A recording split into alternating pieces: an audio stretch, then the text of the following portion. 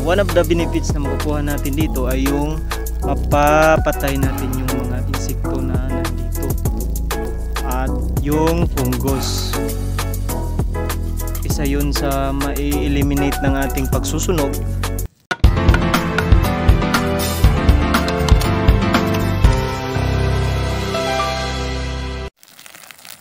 Good noon mga ka-farmers, no? Dito tayo ngayon para patayin po natin at puksain ang mga fungus at iba pang mga insekto na nandito sa taniman natin noon ng talong.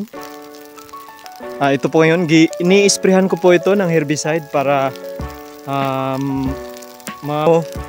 na lumago at para pag tag-init na, ito yung gagawin ko sa damo. Sinusunog ko, which is fertilizer na din po yan sa lupa. Yang sunog na yan. Ito po yun, oh. Nagbisto lang wildfire na po.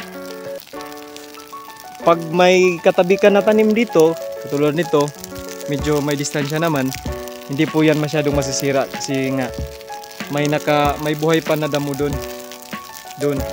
Banda. Kaya ito yung epektibong pamamaraan ko po para ma-eliminate po yung fungus. At kaya ito na yung nangyari ngayon. Nagbisto lang wildfire po sila. At ito po yung natapos ko na nasunugin. Pagkatapos kong sunugin, ito na po yung nangyari. Nakita na po yung lupa. At may tumubo na rin ng mga damo. Kita nyo naman, oh. Nakas na nga po yan. Basta ito yung ginagawa ko para mawala yung mga insekto na nandito at yung mga fungus na nandito sa taniman ko noon ng talong. Dahil isa ito sa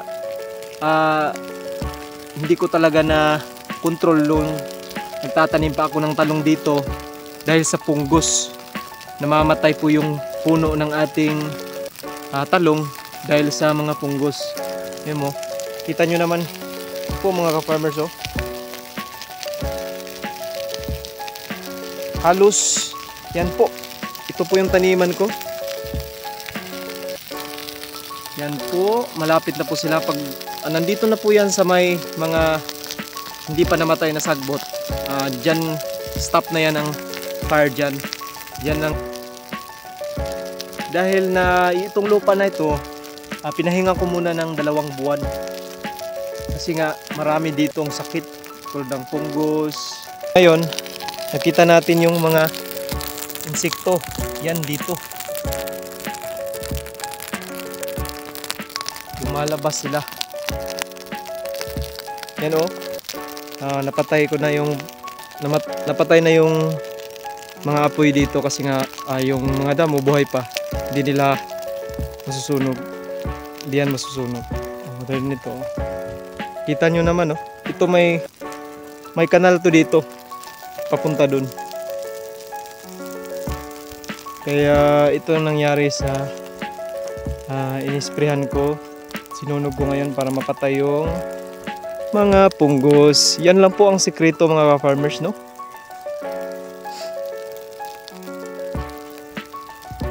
Ito po yung sikreto para katulad dito, sunog na. Pag ganyan, no, kita na yung lupa. At maganda na yan i-cultivate kasi nga wala nang mga damo na nagpapahirap sa mga araro natin dito. Yan po mga farmers. Yan na. Itong mga hindi nasunog, susunugin natin yan bukas. Ito pa, yun, oh. Napunta na doon yung fire na. Yan po mga farmers, pag susunog ng damo ng ating taniman, marami po tayong benepisyo na makukuha dito. One of the benefits na makukuha natin dito ay yung mapapatay natin yung mga insekto na nandito at yung fungus. Isa yun sa mai-eliminate ng ating pagsusunog. Pangalawa, Yung damo, pag nasunog na, madali na lang itong araruhin. Kasi nga wala na yung mga damo. Pagkaraan ng isang araw, ngayon nagsusunog ako. Pag umulan bukas, mawawala yung maiitim na abo. Yan yung mga abo na kasi nga mawawash out sila hindi mawawash out. Pag nagkaroon ng ulan, mapupunta sila sa lupa at magiging soil na rin sila, which is good for our plants and good for our soil. So, at pangatlo, hindi na tayo mahihirapang magtanggal ng mga maraming damo at madali rin tayong makatanim. Tulad nito, wala nang damo kasi nga yung iiwan yung mga buhay lang na hindi ko na pa na-sprayan. Madali na lang to, katulad nito. Yan o, pag nakita nyo, pwede na yung kung magtatanim tayo ng mais, diretso na lang, isang tudlingan na lang, tas tataniman ng mais. Pag vegetable naman, pwede ring plating na lang o pwede ring araruhin. So yan daw. At safe din ito sa mga